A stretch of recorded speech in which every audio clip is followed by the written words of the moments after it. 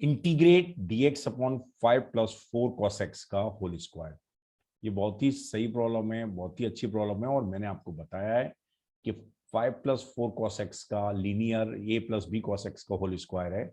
तो डेरिवेटिव की हेल्प से करते हैं और एक ऐसा फंक्शन मानते हैं sin x upon 5 plus 4 cos x। ये कोर है, ये स्ट्राइक करना ही चाहिए। अगर नहीं आता है तो आगे ध्यान रखिए कि अगर मेरे पास dx upon a plus B cos X का होल स्क्वायर है तो ऐसा a मानेंगे sin x upon 5 plus 4 cos x, इसके डेरिवेटिव से जाएंगे, आगे जाएंगे, सॉल्व करेंगे। अगर मेरे पास dx upon a plus B sine X का होल स्क्वायर है तो cos x upon a plus B sine X को a मानेंगे। ठीक है ना। यहां पर जो कोर बात है, कैसे अप्रोच करते हैं, ये टेक्निक है जो आना ही चाहिए। देखिए मैं यहाँ यूज कर रहा हूं, अच्छे से देखना। अगर ये a है तो dA अपॉन dx कितना आएगा, dA अपॉन dx कितना आएगा, ध्यान से समझिए। dA अपॉन dx आएगा कितना आएगा, ये मेरे पास आएगा 5 प्लस 4 cos x का whole square, 5 plus 4 cos x का होल स्क्वायर, और यहां आएगा 5 plus 4 cos x into into cos x। ठीक है ना, माइनस 4 साइन स्क्वायर x। कैसे, साइन एक्स इंटू इसका डेरिवेटिव कितना आएगा, माइनस 4 साइन एक्स आएगा। तो ध्यान से देखिए 4 cos स्क्वायर एक्स, ये माइनस का आएगा, ये प्लस हो जाएगा। तो ये हमेशा टेक्निक क्या रहती है, ध्यान से देखिए। एक स्टेप और मैं लिखता हूं अच्छे से, dA अपॉन dx। डेरिवेटिव निकालना है, आप भी अच्छे से निकालेंगे तो आपको समझ आ जाएगा, कोई दिक्कत नहीं आएगी। 4 cos square x plus 4 sine square x कितना आ जाएगा, 1 आ जाएगा, और ये मेरे पास आ गया 5 cos x, ध्यान से समझिए, प्लस 4, ये आ गया। ऐसा ही कुछ क्रिएट होता है। और अपॉन में क्या आ गया, 5 प्लस 4 cos x का होल स्क्वायर। अब इंटरेस्टिंग बात क्या हुई, अच्छे से समझिए। जो cos वाला जो पार्ट है, cos वाला जो पार्ट है मेरे पास, cos वाला जो पार्ट है, तो इसको 5 cos मेरे पास आया, तो इसको तुरंत ही ऐसा मैनेज करेंगे। जो अगला स्टेप है इसको अच्छे से समझना, उसके बाद आपको कभी कोई दिक्कत नहीं होने वाली, क्रैक समझ में आ जाएगा। dA अपॉन dx मेरे पास कितना आ गया, अच्छे से देखिए। dA अपॉन dx आ गया 5। अब मैं भूल गया, ये 4 cos x क्रिएट किया था, 5 बाई 4 कर दिया, और यहाँ पे क्या आ गया, 4 cos x आ गया। ठीक है ना, प्लस 5 किया और माइनस 5 किया। ठीक है ना, प्लस 4। एक स्टेप और लिखूंगा तो आपको जो ये स्टेप लिया गया है इसका रीजन भी समझ में आएगा, और इससे फायदा क्या हो रहा है ये भी समझ में आएगा। 5 प्लस 4 cos x का होल स्क्वायर। बात समझ आ गई। अब ध्यान से देखिए मैंने क्या किया, ये जो पार्ट है 5 4 cos x, तो ये मेरे पास एक पार्ट तो क्या बना, अच्छे से दूसरे कलर में यूज कर रहा हूं मैं। तो एक मेरे पास dA upon dx, dA upon dx की वैल्यू कितनी आ चुकी है, अच्छे से देखना। 4 cos x प्लस 5, ये कितना आएगा, 5 बाई 4 आ गया, और 1 अपॉन कितना आया, 5 प्लस 4 cos x। सही है। और ये -5 आया तो -25/5, 25 -25/4 प्लस 4, तो 16 माइनस, तो ये कितना आएगा, -9/4, और अपॉन में कितना आएगा, 5 प्लस 4 cos x का होल स्क्वायर। बात समझ आ गई। ये इक्वेशन में इंटीग्रल का कोई भी यूज नहीं हुआ है, यहां तक कि इक्वेशन में इंटीग्रल का कोई यूज नहीं हुआ है, लेकिन जो समझदार हैं उनको ये बात समझ में आ चुकी होगी कि प्रॉब्लम क्रैक हो चुकी है। डीए को मैं लिखूंगा, डीए को मैं लिखूंगा तो ये मेरे पास कितना आएगा, यहाँ dx आ जाएगा, यहाँ dx आ जाएगा, और दोनों साइड इंटीग्रेट करूंगा तो डीए का इंटीग्रल मालूम है, इसका इंटीग्रल निकालना है, और इसका इंटीग्रल निकाल सकते हैं। तो ओवरऑल जो मुझे क्रैक करना है, ओवरऑल जो क्रैक करना है वो इंटीग्रल इसका करना है। ध्यान से देखिए, इंटीग्रल किसका करना है, dx अपॉन किसका इंटीग्रल करना है, 5+4 cos x का, 5+4 cos x का। तो 5+4 cos x का इंटीग्रल करना है, तो इसको मैंने ब्रेक कर दिया बाई 2 वाले में, tan स्क्वायर बाई 2 वाले में। तो 1 minus tan square by 2, tan square x by 2 upon 1 plus x tan square x by 2, इसमें चेंज कर लिया, ठीक है ना। ये मेरे पास इतना आ गया, ध्यान से देखिए। तो ये फाइनली ये कितना आएगा, अच्छे से देखना, sec स्क्वायर x बाई 2 आया, sec स्क्वायर x बाई 2 लिख दिया, dx आया, और अपॉन में कितना आया, अच्छे से समझना। अपॉन में अगले पेज पे नहीं जाना चाहता हूँ मैं भाई, एक ही पेज पे पूरी हमें व्यवस्थाएं बनानी है, जिससे क्या समझने में और फॉलो करने में कोई भी दिक्कत ना आए, ठीक है ना।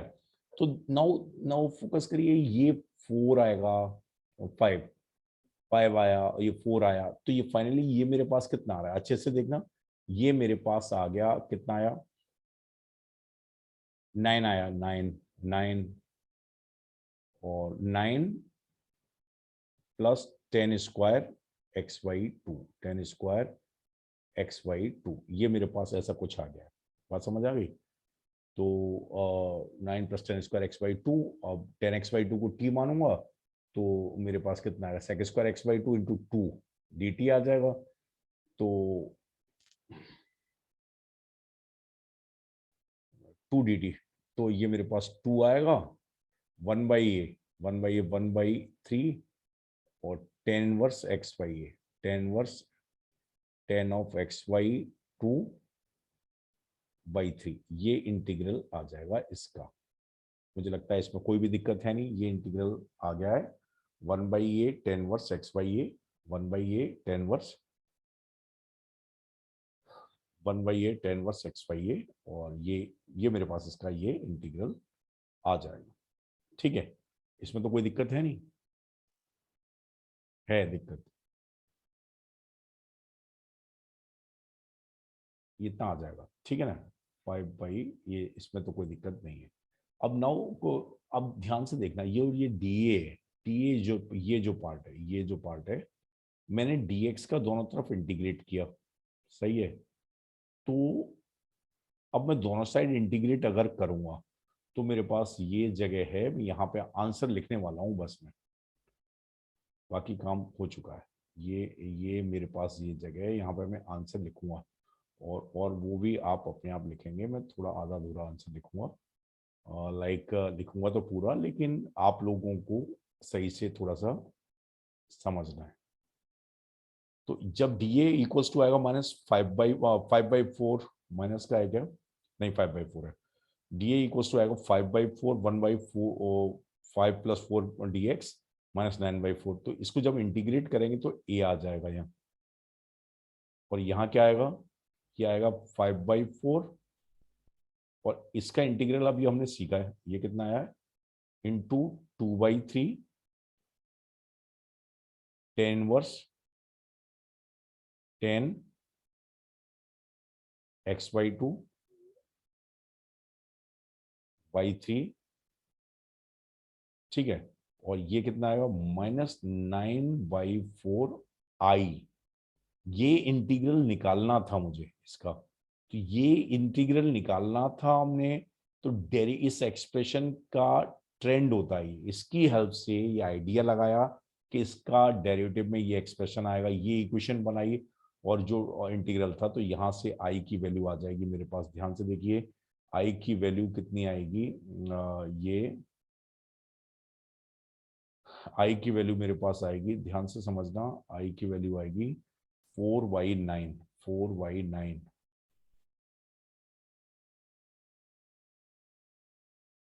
4/9। तो ये आएगा, आई की वैल्यू कितनी आ जाएगी, ध्यान से देखिए, ये आई की वैल्यू मेरे पास आएगी 4/9, और ये माइनस का आएगा sin x/sin x/, आई की वैल्यू, आई की वैल्यू कितनी आएगी, sin x/, 5+4 cos x, और प्लस प्लस कितना आएगा, plus 20y 27 10 verse x/2/3 plus c, ऐसा कुछ आएगा। 10y बता रहे हैं, 4/9, ये पूरा एकदम सही है। यहाँ पे 2 का लफड़ा चल रहा है। 1/8 तो 10(x/2) को अगर मैं t मानूंगा, 10(x/2) को t मानूंगा, तो ये मेरे पास ये रहा। ध्यान से देखिए ये कितना आएगा।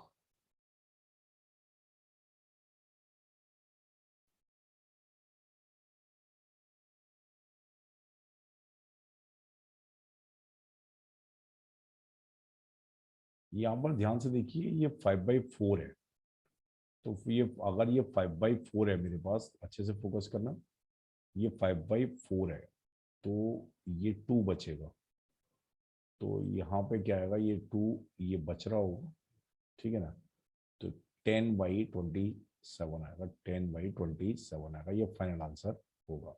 ठीक है, तो ये काफी कुछ है यहाँ पे सीखने लायक। सीखने लायक क्या था, अच्छे से फोकस करना।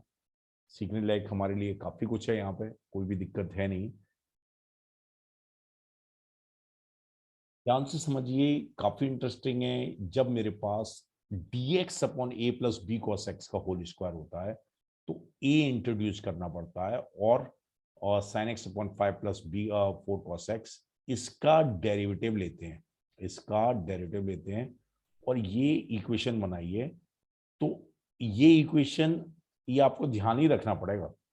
मतलब अपॉन जैसे जो एक्सप्रेशंस लेते हैं, एक्सप्रेशंस लेते हैं, अगर dx/a+b cos x है, तो sin x/a+b cos x लेंगे। अगर dx/a+b sin x का होल स्क्वायर है, तो cos x/a+b sin x लेंगे, ठीक है ना। तो इसके डेरिवेटिव से ये एक्सप्रेशन बन जाता है, और इसमें दोनों तरफ इंटीग्रेट करते हैं, तो ये इंटीग्रेबल पार्ट, ये इंटीग्रेशन आ गया जो कि रिक्वायर्ड है। ये इजीली इंटीग्रेबल एक्सप्रेशन बन जाता है इसकी हेल्प से। बात समझ आई। तो मुझे लगता है कि ये पार्ट और ये पूरी टेक्निक से जब हम सॉल्व करेंगे, तो मेरे पास आंसर आ जाएगा, और ये अच्छे से आपको समझ में आ गया होगा। ओके।